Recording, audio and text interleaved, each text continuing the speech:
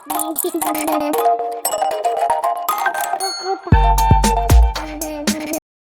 Everyone, इस video में बात कर लेते हैं India bull real estate developers की क्विकली एनालिसिस देख लेते हैं। चैनल को लाइक एंड सब्सक्राइब करना मत भूलिएगा।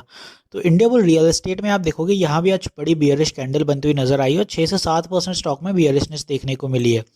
अब बियरिशनेस की वजह आपको पता ही है कि स्टॉक पूरे आज गिर ही रहे थे, मार्केट क्रैश हुआ अच्छा खासा। ये ज़रूर है कि बता देता हूँ कि स्टॉक्स क्यों गिरे और मार्केट क्रैश क्यों किया।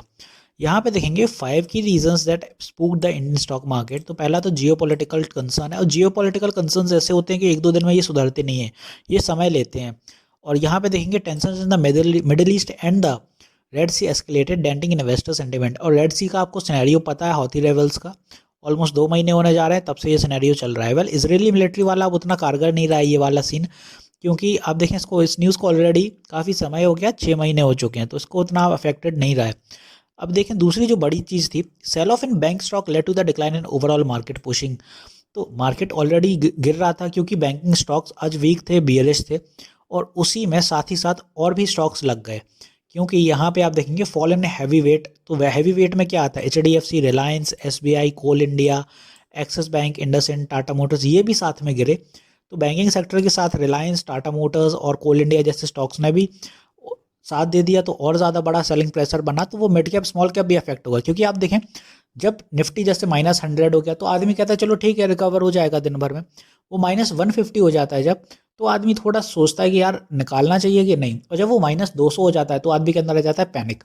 अब लोगों के जो स्टॉप लॉस हैं वो हिट होना शुरू हुए, और जब स्टॉप लॉसेस हिट होते हैं तो सडनली फिर बड़ी बियरिश कैंडल्स बनती हैं, क्योंकि उस एक पर्टिकुलर पॉइंट पे मेजॉरिटी ऑफ द स्टॉक्स के कहीं ना कहीं स्टॉप लॉसेस होते हैं। जैसे स्ट्राइक होता है एक बड़ी कैंडल बनती जाएगी। तो वही रहा, निफ्टी -200 से 300 कब निकला पता नहीं चला। और फिर रहा है कि आप देखें FII selling, sustained outflow of foreign fund from domestic equity market also dented sentiment.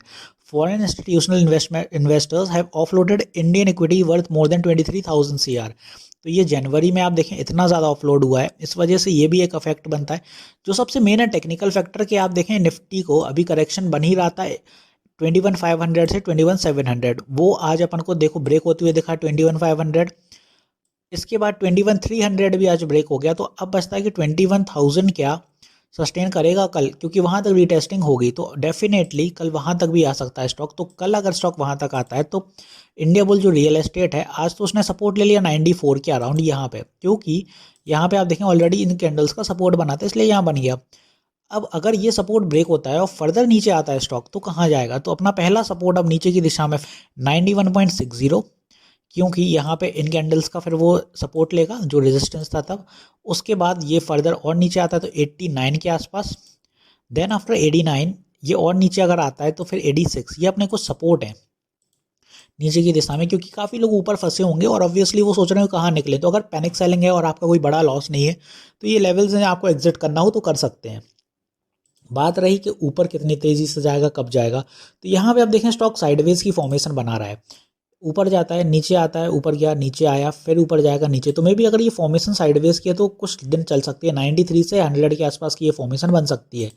तो उस फॉर्मेशन के हिसाब से अगर स्टॉक यहाँ से फिर ऊपर की दिशा पकड़ेगा तो कल 96 के बाद आएगा अपना ये 99 और 100, और ऐसे ही 100 के बाद फिर अपना ऊपर की दिशा में 103, 102 ऐसे ऊपर के टारगेट्स होंगे। तो ये ऊपर रेजिस्टेंस और नीचे सपोर्ट।